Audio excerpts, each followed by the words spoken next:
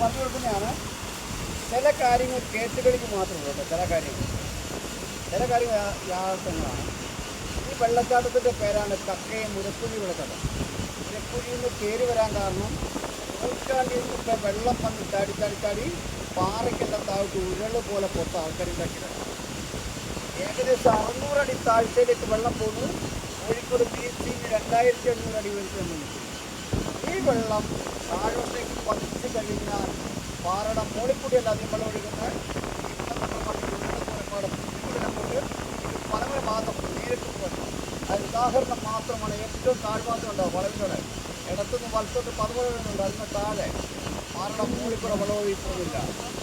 കേരളത്തിലെ ഏത് ടൂറിസ്റ്റ് പ്ലേസിൽ പോയാലും പാറയുടെ മോളിക്കൂടെ അധികം വെള്ളം ഒഴുകും. ഉള്ളപ്പാടെ തൊട്ടുകൂടെ പോയിട്ട് ഇത് പല ഭാഗത്താണ് പൊട്ടുന്നത്. അതുകൊണ്ടാണ് ഏതെങ്കിലും ഒരു വിനോദസഞ്ചാരി മഴക്കാലത്തോ വേനൽക്കാലത്തോ കണ്ടുകൊണ്ടിരിക്കുമ്പോൾ എന്തെങ്കിലും സാഹചര്യത്തിൽ അപകടത്തിൽപ്പെട്ട് കക്കയും മുരക്കുകയും വെള്ളത്തിൽ വീണ് പോയാലും പോയി കാണാൻ പറഞ്ഞാൽ കേരളത്തിലെ ഏകമില്ലാത്ത. പക്ഷെ അപകടങ്ങൾ സംഭവിച്ചെന്ന് പറഞ്ഞാൽ 5 മണി വരെ നിയന്ത്രിക്കാനും പറഞ്ഞു കൊടുക്കാനും ഗൈഡുമാരിവിടെ നിൽക്കുന്നുണ്ട്. ഇതുവരെയും ഒരു വിനോദസഞ്ചാരി അപകടത്തിൽപ്പെട്ടില്ല. പക്ഷെ വെള്ളച്ചാട്ടം പുറലോകം അറിയപ്പെടാൻ തുടങ്ങിയത് അടിയന്തരാവസ്ഥക്കാലത്ത് കക്കയ്ക്കാന്തിയിൽ നിന്ന് പോലീസുകാർ ഉരുട്ടിക്കൊന്ന കാര്യങ്ങൾ ഇതാക്കിയ സഖാവ് രാജൻ്റെ ബോഡിയുടെ ചിത്രം നിങ്ങൾ കേൾക്കുന്ന പോലെ ഞങ്ങളും കേട്ടുകൾക്ക് മാത്രം. അന്ന് ഓപ്പൺ പ്ലേസായിരുന്നു. അന്ന് ടൂറിസമൊന്നുമില്ല. ആർക്കും വന്ന് കാണാൻ പറ്റില്ല. ആ സമയത്ത് ആൾക്കാരെല്ലാം ഈ വെള്ളച്ചാട്ടം കാണാൻ വേണ്ടി പുഴ കടന്ന് കാട്ടിക്കൂടെ കയറി ആ ചാഞ്ഞിക്കുന്ന മരത്തെ പിടിച്ചാണ് 76 മുതൽ ഇതിൽ യഥാർത്ഥ താഴ്ഭാഗം കാണുന്നത്. അങ്ങനെ കക്കയോ ഉരക്കുഴി വെള്ളത്തിനും പുറലോകം അറിയിപ്പാൻ തുടങ്ങി. ഈ വെള്ളം ഇപ്പോൾ ഒഴുകി പോകുന്ന എങ്ങോട്ടാന്ന് വെച്ചാൽ നിങ്ങൾ വരുമ്പോൾ കരിയത്തപ്പാറ തോണിക്കട വരുന്നുണ്ട്. ആ തോണിക്കടവിലേക്ക് ഒഴുകി പോകുന്ന വെള്ളം ഇതാണ്. ഇതിൻ്റെ അടിഭാഗത്ത് ഒരു വിനോദസഞ്ചാരി എത്തണമെന്ന് ആഗ്രഹിച്ചില്ല. എത്തണമെങ്കിൽ കരിയാത്തുംപാറയിൽ നിന്ന് 3.5 കിലോമീറ്റർ പുഴയെക്കൂടെ മാത്രം വേനൽക്കാലത്ത് 2 മലയുടെ ഇടയ്ക്കൂടെ പുഴ പോയിക്കാം. വേനൽക്കാലത്ത് അതിസാഹസികമായി ഈ പാറയ്ക്കൂടെ കയറുകൾ ഉപയോഗിച്ച് കയറുമെന്ന് മാത്രമേ ഇതിൻ്റെ അടിഭാഗത്ത് നമുക്ക് എത്താൻ പറ്റൂ.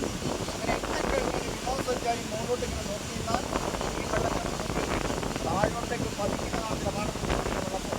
അതുകൊണ്ടാണ് ഈ വെള്ളച്ചാട്ടത്തിന് വേറൊരു പേരും കൂടെ വരാൻ പോവാണ്. കേരളത്തിലെ ടൂറിസ്റ്റ് പ്ലേസുകളിൽ മുകളിൽ നിന്നും താഴോട്ടേക്ക് മാത്രം കാണുന്ന വെള്ളച്ചാട്ടം.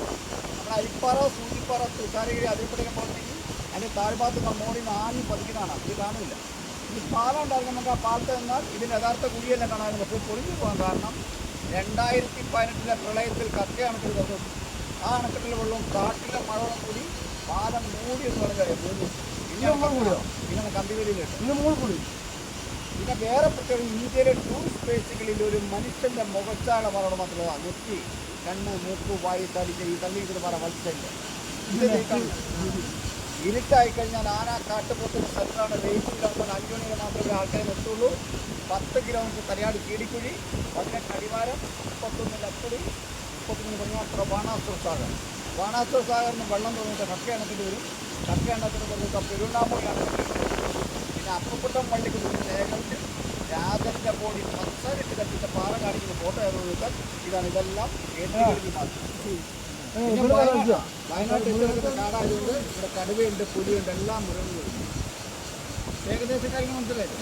കോഴിക്കോട്, വയനാട്, മലപ്പുറം, കണ്ണൂർ ഡിസ്ട്രിക്ട് രാജകുമാര പാമ്പുകളെല്ലാം പിടിച്ചാൽ കൊണ്ട് തുറന്നു സ്ഥലമാണ്.